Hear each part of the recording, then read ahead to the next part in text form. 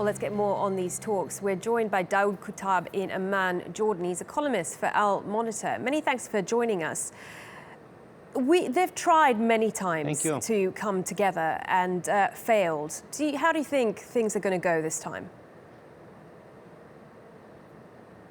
Well, there is a cautious optimism at what will happen. You know, they're no longer talking about what they agree on. They're only talking about how to implement what they already signed. This has been the biggest problem that we've had, is that they've made many agreements in Mecca, in Gaza, in other places, but they've not implemented them. And I think the key issue now is whether they will be implementing them or not. Both Hamas and Fatah have suffered a lot of reduction in foreign support.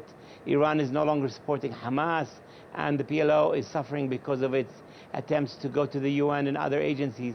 So they both need to find a solution to open up between each other, and Qatar seems to have a positive ability to pressure both sides to start implementing what they agreed on. Both sides will have to make some sort of concessions. What do you think those are going to have to be?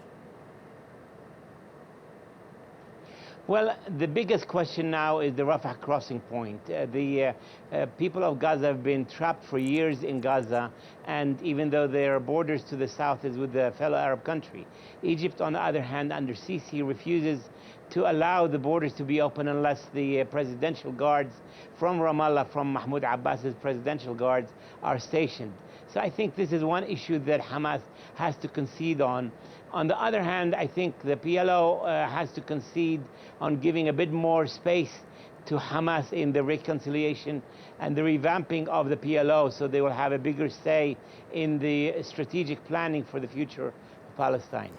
Daoud, I wonder, what is it that the Palestinian people make of this? What is the mood of the people and the feeling towards these two sides coming together? We just had a poll by the Arwad polling company, and the people are not very happy with both sides.